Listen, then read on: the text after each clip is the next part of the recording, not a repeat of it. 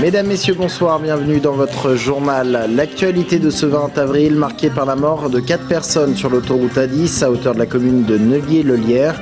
Hier, un suraccident impliqué 2 camions et une voiture en fin de journée.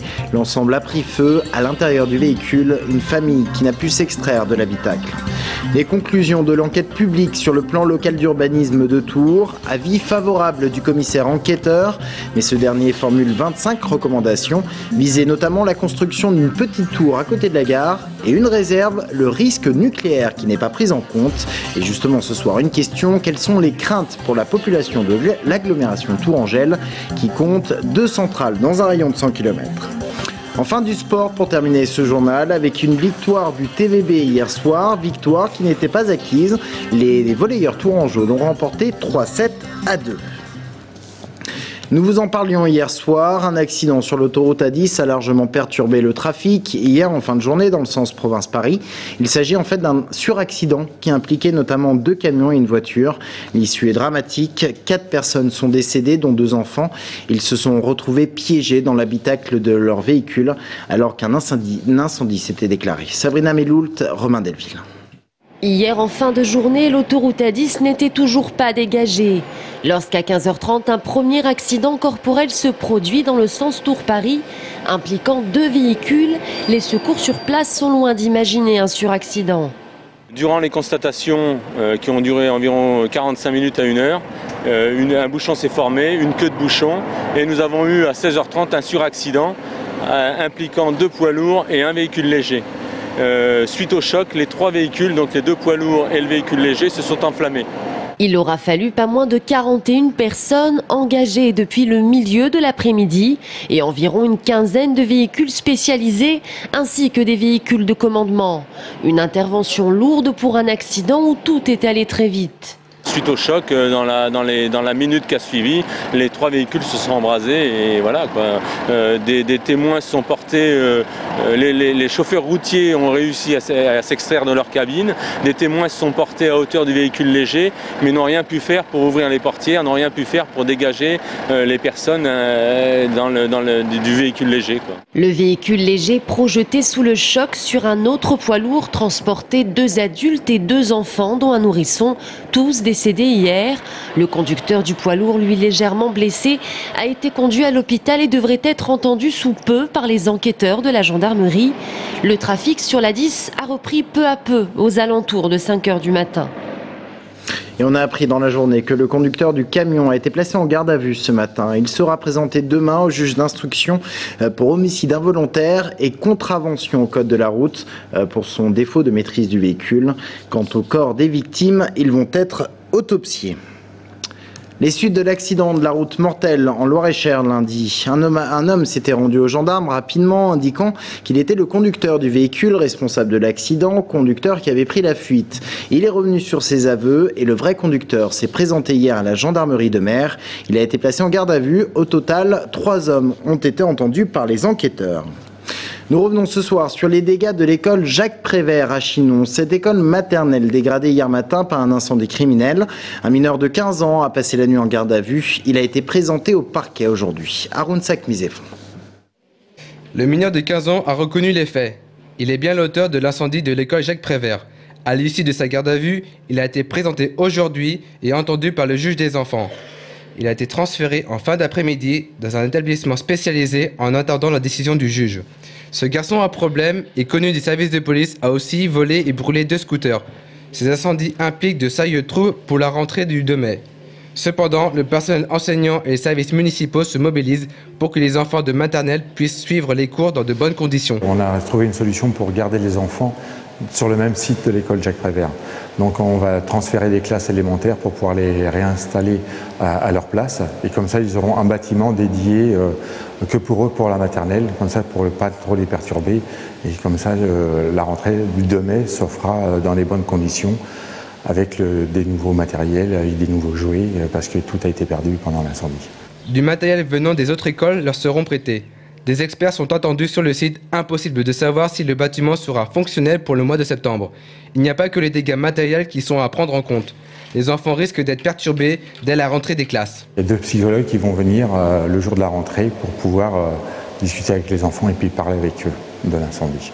Un courrier signé du maire sera envoyé aux parents d'élèves pour les informer des nouvelles dispositions prises pour la rentrée.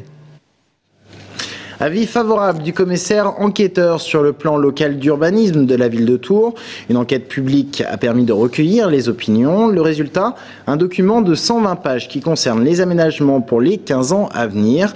25 recommandations cependant ont été émises par le commissaire enquêteur qui parle de polémiques comme le projet de Petit Tours dans le secteur gare, image ici non contractuelle. Autre projet, objet de recommandation, le secteur du haut de la tranchée où des immeubles d'une trentaine de mètres pourraient voir le jour. On en parlera avec Alain Devineau, l'adjoint au maire de Tours en charge de l'urbanisme. Il y a aussi dans ce rapport une réserve, celle-ci à caractère obligatoire, c'est la prévention du risque nucléaire. Il est cependant à la charge de l'État par le biais de la préfecture. Ce qui nous amène à nous poser la question de la dangerosité des 2 centrales nucléaires à proximité de l'agglomération Tours-Angèle. On parle souvent des dispositifs de prévention qui sont proches des zones proches des centrales, mais peu du danger pour les agglomérations voisines. Alors doit-on craindre à Tours le risque nucléaire? Élément de réponse avec Maxime Kemener. Depuis la catastrophe japonaise, on se méfie de plus en plus du nucléaire.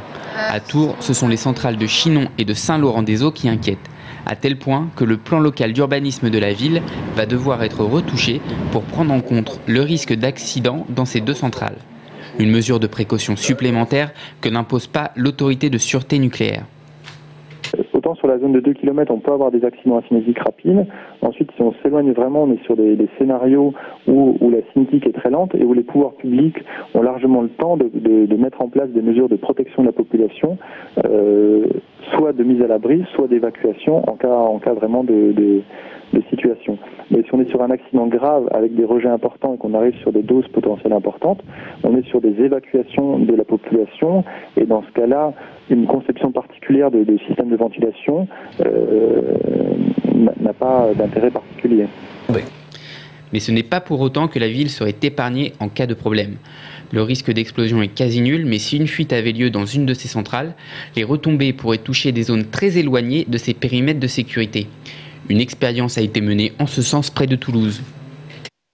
Ils ont utilisé un logiciel, Rhodos, un logiciel allemand, qui explique effectivement comment, en fonction du climat, du jour, un panache peut se répartir. Et l'expérience avait été très concluante de montrer que finalement sur Golfech même, il y avait très très peu de surface concernée, une vingtaine d'hectares, 20-25 hectares, donc rien du tout. Par contre, la ville de Toulouse, qui est à 60 km, elle a récupéré une grande partie du panache et des retombées. Des mesures sont déjà prévues en cas d'accident d'une telle ampleur. La préfecture déclencherait alors le plan Orsec. Plan qui va de la simple alerte aux populations à des mesures d'évacuation. On se perfectionne à la Maison des Compagnons à Tours. Le champion de France de charpente y est présent jusqu'au 22 avril pour un stage de préparation à l'Olympiade des métiers qui sera organisée à Londres en octobre prochain. Le champion de France espère bien remporter la médaille d'or. Il a 19 ans, il s'appelle Flavien Parent. On l'écoute, il est au micro de Manuela Binet. Alors on est ici une semaine dans la ville de Tours là, pour préparer les Olympiades des métiers. Moi je suis en charpente, donc là ça nous permet d'avoir plus d'assurance pour le mois d'octobre. Ensuite là-bas en octobre il va y avoir 17 pays étrangers qui vont concourir contre la France en charpente, donc, dont certains qui sont pas mal entraînés. Donc, là, il faut qu'on essaye de s'entraîner au maximum pour pouvoir faire quelque chose le jour J.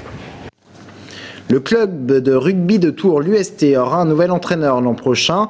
Le capitaine emblématique Xavier Guillemet a signé. Il remplacera le quatuor qui avait été choisi pour entraîner l'équipe cette année. L'US Tours qui est relégué sportivement en Fédéral 2 pour l'an prochain.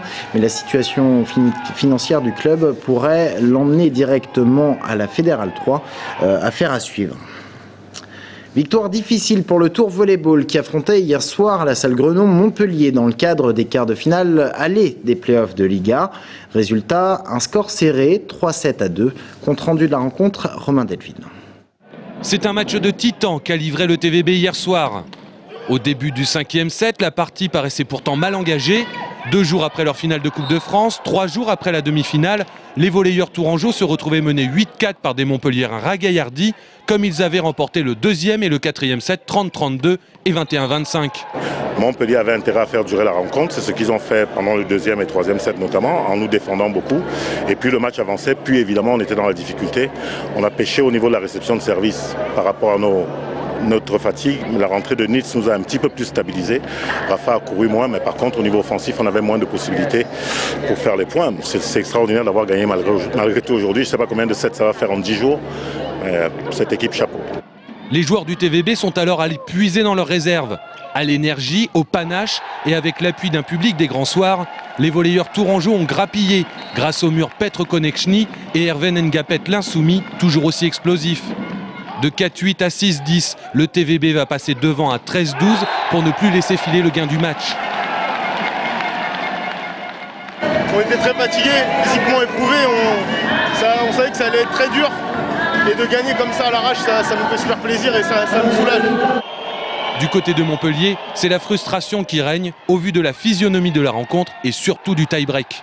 Je pense que dans ces moments-là, il faut avoir un petit peu plus de lucidité. C'est difficile parce qu'il y a tellement d'engagement, c'est des matchs où il y a beaucoup d'adrénaline que de temps en temps, on veut s'engager, on veut forcer les choses, etc. Et on a du mal.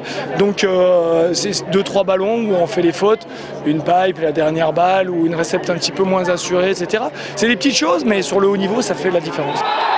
Le match retour, c'est samedi à Montpellier et le TVB a assuré son rang de leader, contrairement au Stade Poitvin, 2e de la saison régulière et qui s'est fait surprendre sur son parquet par Nantes. Fin de cette édition, merci de l'avoir suivi. Dans un instant, nous recevons l'adjoint au maire de Tours en charge de l'urbanisme, Alain Devineau. Restez avec nous.